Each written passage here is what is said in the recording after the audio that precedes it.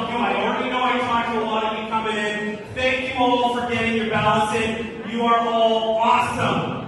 Thank you so much. So I'm going to keep this really short. I think we should just start saying his name or something and get him to come out. So I'm just going to say, without further ado, Pierre Poilievre, guys. Let's rock the free world. Let's hear it.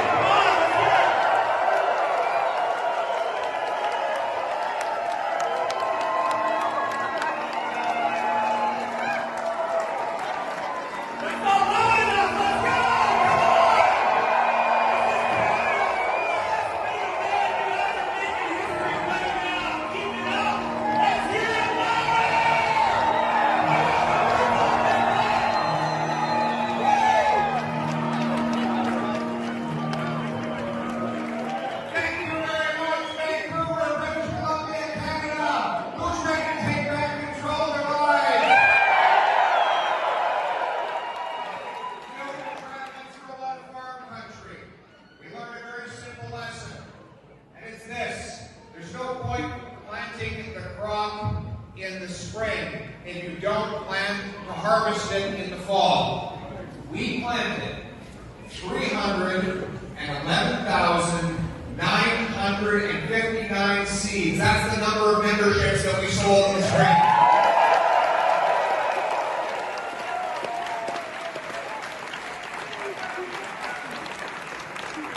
But that doesn't count unless we harvest the crop. In other words, unless people send in their ballots and vote. Has everyone in this room voted already?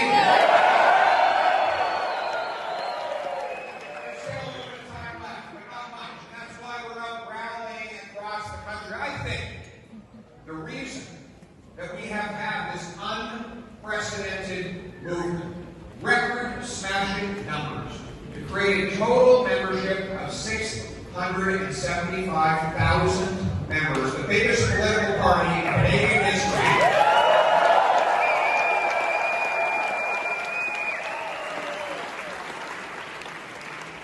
It's because people are tired of being bullied by big bossy government. That pushes them around and speaks down to them and calls them terrible names, and they're ready to stand up and demand their birthright, their God-given right to live in the freest country on earth.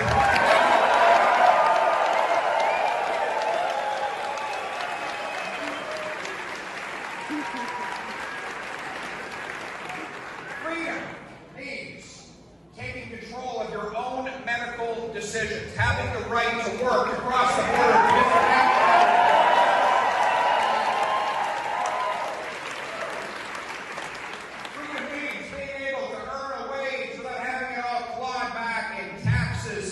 Inflation, right?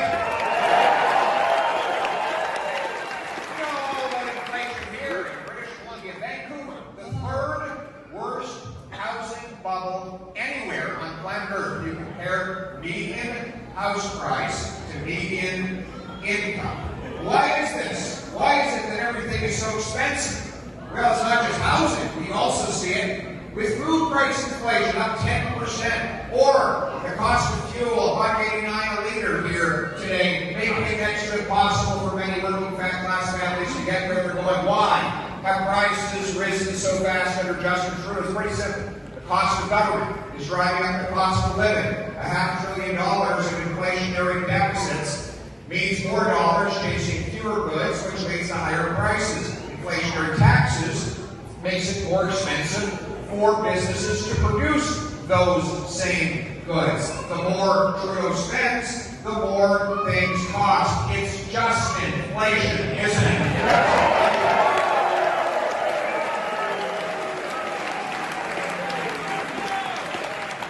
Free cash is no way to make people better off. You have 10 loaves of bread, $10. Well, it's $1 for each loaf of bread.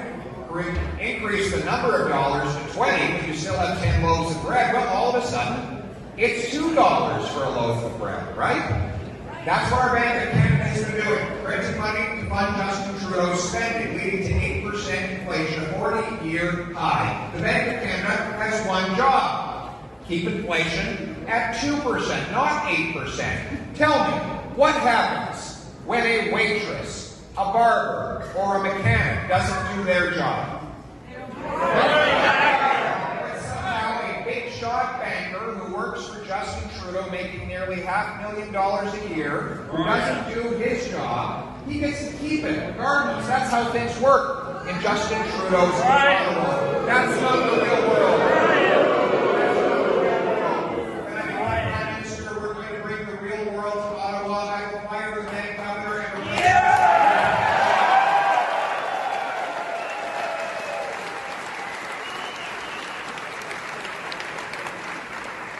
we will get the spending under control.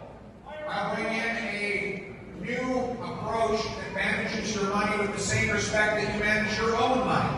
You know, we'll get rid of the $35 billion infrastructure bank that does nothing but pay bonuses to executives to protect profits and multinationals while it has to complete a single project in 5 years. That's a perfect opportunity to save some money. I'm going to act as the $35 billion infrastructure bank.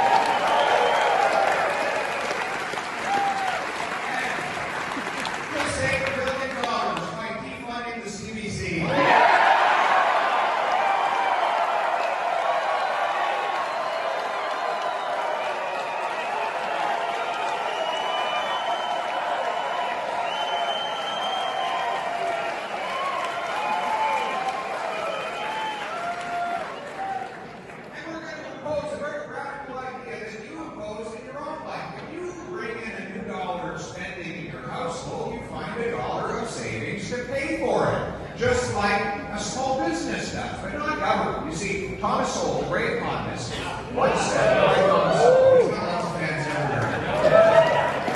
The number one rule of economics is scarcity.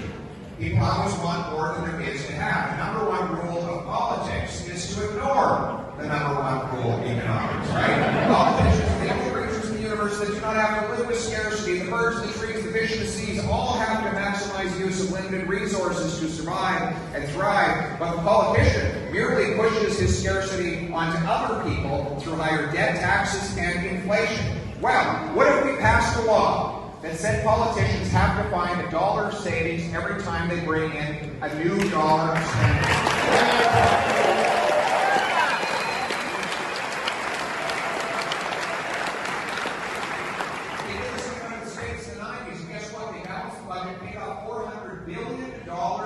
Of debt. And as soon as the law lapsed, America went right back into deficit and has not emerged ever since, proving the age-old rule that politicians need legal limits on their spending. You have been pinching your pennies long enough. It's time for politicians to pinch their pennies too.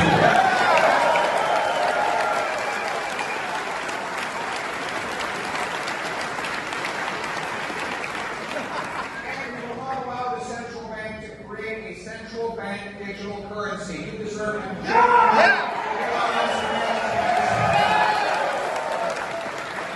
Instead of creating more cash, why don't we create more of what cash buys? Build more houses, grow more food, and produce more energy right here in Canada.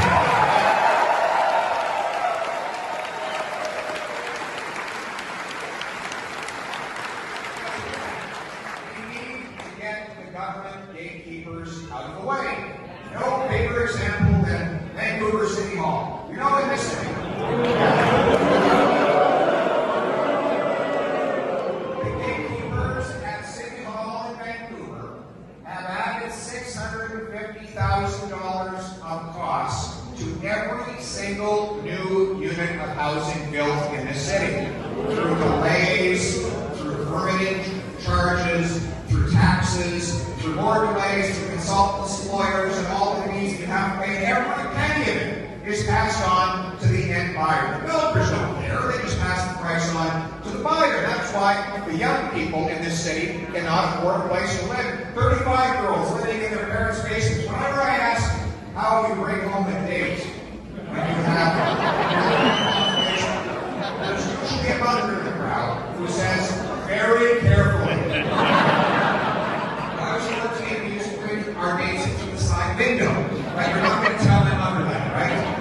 But truthfully, how is it that you start life, raise a family, build home equity, have collateral or credit history if you can't afford afford a home. Home ownership is the basic building block of economic opportunity. It is the springboard that gives the poor, the working class, and the newcomer the chance to start a life and build a brighter future. To do that, we need to actually build houses. And here's how we're going to do it. The Poilievre government will link the number of infrastructure dollars a big city gets to the number of houses that actually get completed, so that the City Hall politicians have an incentive to get the gatekeepers out of the way, get construction started, and get people houses. Secondly, I will require that every single federally funded transit station have pre-approved high-density housing right around it, so that our young people live right next to the station.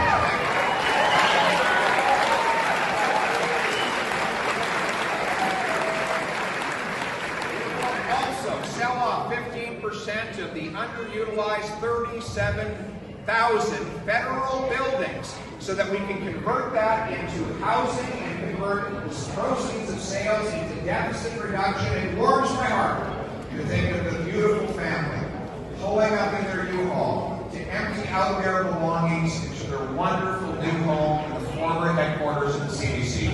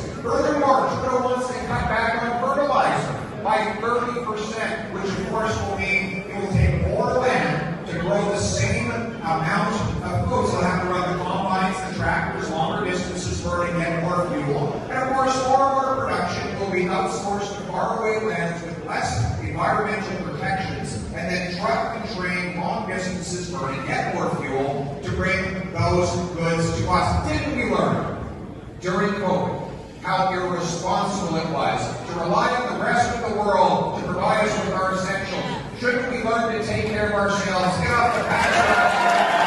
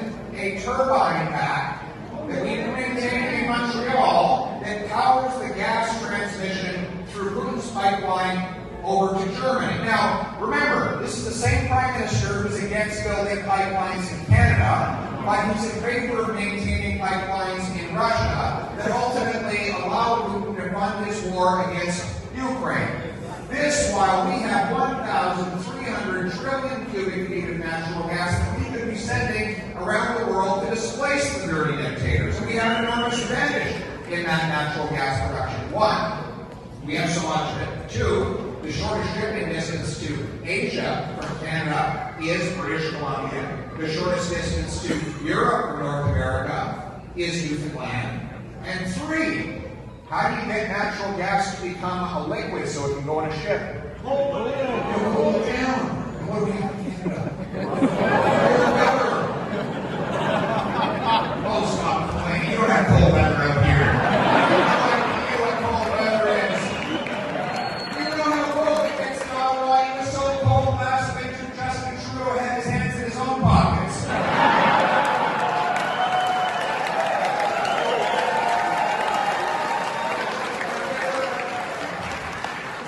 There are 50 proposals for natural gas liquefaction and export terminals when Justin Trudeau took office. 0 have been built, and so exactly 0 of our natural gas is directly shipped overseas from Canada. A palliative government will remove the government gatekeepers, repeal C-69, the anti-energy law, and replace it with a law that consults First Nations, protects our environment, but gets projects built so that we can liquefy natural gas and we can ship it to Asia to shut down coal-fired plants and ship it to Europe to break the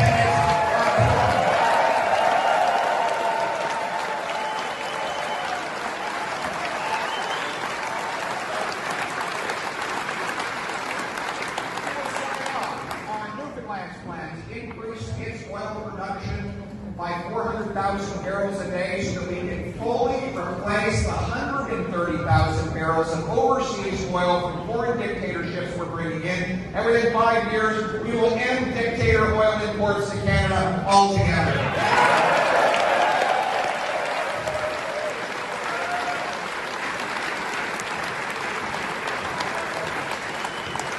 And I will ban all my ministers from any involvement in the World Economic Forum.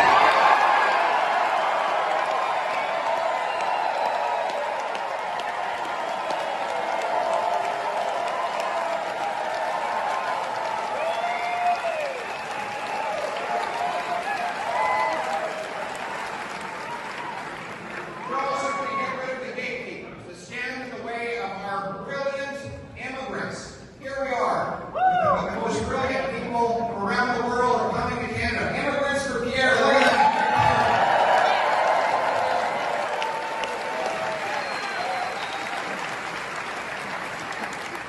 Our immigrants come here with incredible skills, and yet gatekeepers stand in the way of their ability to use those skills. The thousands of doctors who are trained abroad and practiced for decades come here expecting to be able to treat patients that then local gatekeepers don't give them a license. They don't even give them an answer. And so they wait, often doing low-wage jobs, unable to ever pursue the dreams for which they worked so hard and which they came here to pursue in the very first place. Meanwhile, my blood boils when I sit in a waiting room at a hospital with my little girl and she suffers from a migraine because we have a doctor shortage. Ladies and gentlemen, we have the doctors. We just need to allow them to practice medicine. The quality of government. Yes.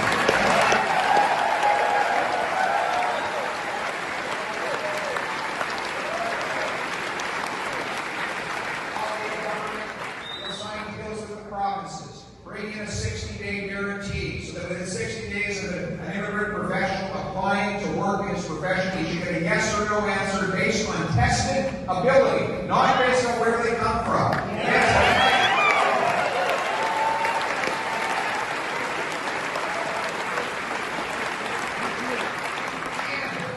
And we're going to allow immigrants to begin working on getting their credentials even before they get to Canada so they can arrive and hit the ground running. For those falling just short of the Canadian standard, we'll back up 30,000 small, privately delivered study loans so they can take the time off work, study up, get licensed, get to work as doctors, engineers, electricians, earning big, powerful, inflation-proof paychecks, serving our economy and our fellow Canadians.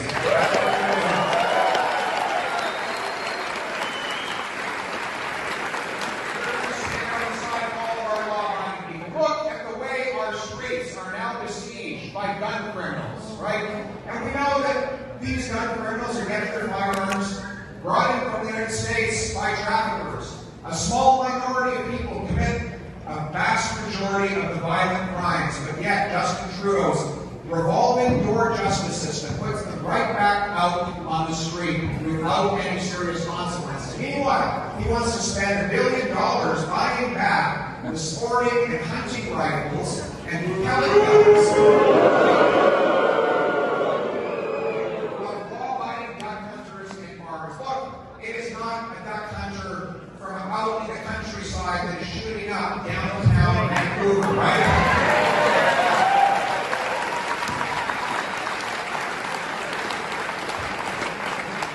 That is why a Poilievre government will, instead of targeting our law-abiding duck hunters and farmers, I will toughen our justice system and put the real criminals behind bars.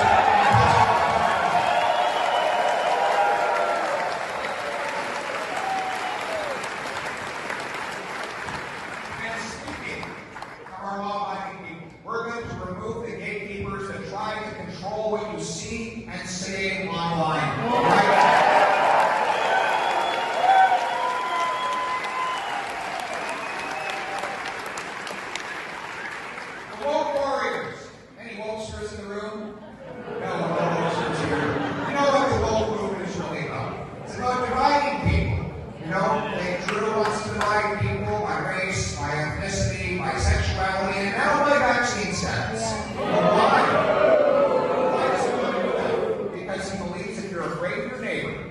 Your trucker, your co-worker, well, then you'll turn to him and offer him more power and control over your life to protect you from your fellow citizen. And so he introduces a bill like C-11, which would give gatekeepers and CRTC the control over what appears in your newsfeed or your YouTube stream, and allow those bureaucrats to dictate the public debate in this country, obviously shutting out your voice and the voice of countless other people.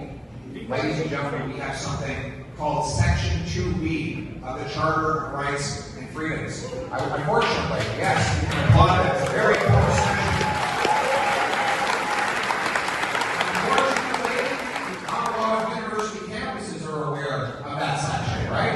The woke warriors there try to shut down debate by professors and students, requiring everybody to adhere to the same woke, politically correct consensus.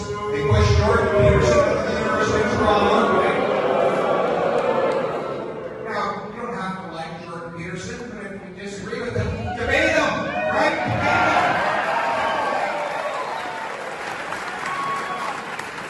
Have a debate, but they don't want to have a debate. They know they will lose the debate. We believe as conservatives that everyone should have a voice, and the best ideas will rise to the top. Section 2B, 2B, or not 2B. That is the question.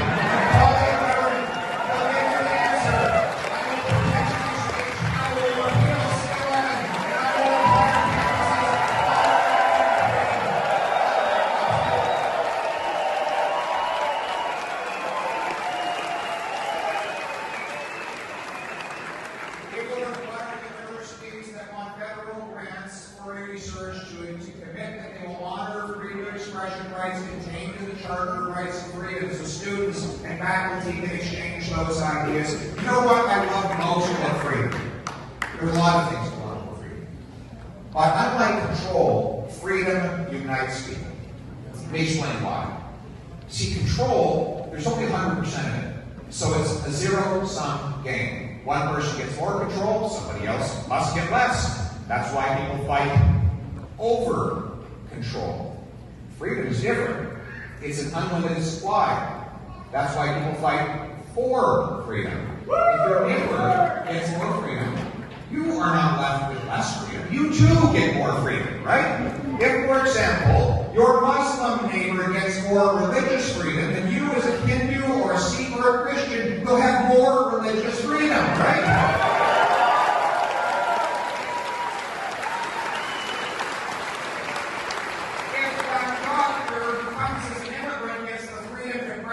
Or if that person who is fired because of their vaccine status gets to go back as a nurse, you will have the freedom to have better medical care, right?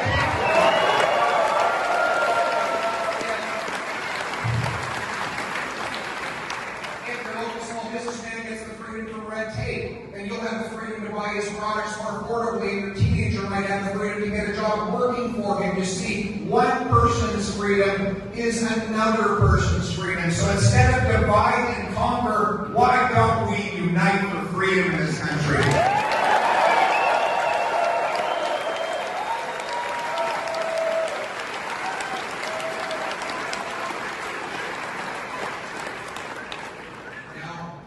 This is not the end, even though the campaign is drawing near to September 10th. In fact, it's not even the beginning of the end, but it is the end of the beginning. So you know that this is the last major rally of my leadership campaign.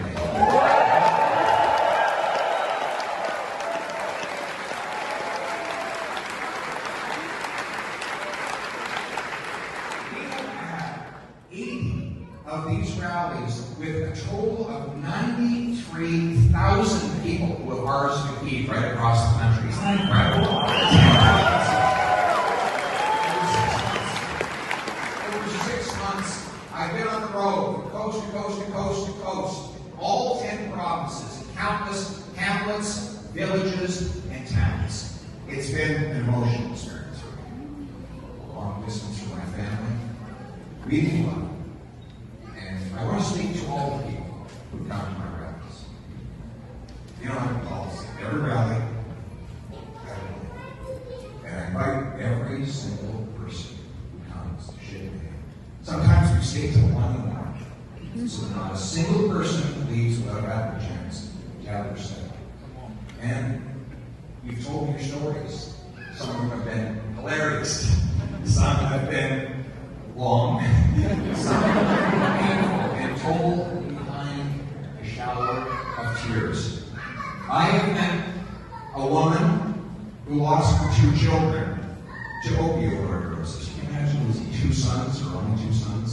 I have met elderly widows who can no longer pay their bills and wonder how they will ever be able to live out their days. I have met that immigrant who came here for a better life and was banned from working in his job. I have met a miner in Timmins who could not afford the $2.50 a liter diesel to drive all the way over to Thunder Bay to see his dying parents one last time. I have met the energy worker in St. John's, Newfoundland, who tapes up his boots because he cannot afford new ones. I have met countless young people stuck in 400 square foot apartments. Even though they did everything we asked them to do, they earned their degree, they worked hard, and they gave their best. And I have seen again and again that as people speak up, the government cracks down, leaving people feeling bullied and powerless in their own country, which they no longer recognize. I have seen not anger, but I have seen pain. There are people in this country who are just hanging on by a thread. But you know what else I have seen? I have seen hope. I have seen hope for people who believe there's a chance to take our country back and put themselves back in charge of their lives. Hope that there's nothing wrong with this country that cannot be fixed by what is right with this country. Hope that this democracy of ours belongs to every single one of us, that we can transform this again from an aristocracy back to a meritocracy. You know, when I was a kid, I was adopted from a 16-year-old unwed mother, whose mother herself had just died. And my 2 parents were school teachers who adopted me and taught me that it didn't matter where I came from. It mattered where I was going. It didn't matter who I knew. It mattered what I could do. That's the Canada.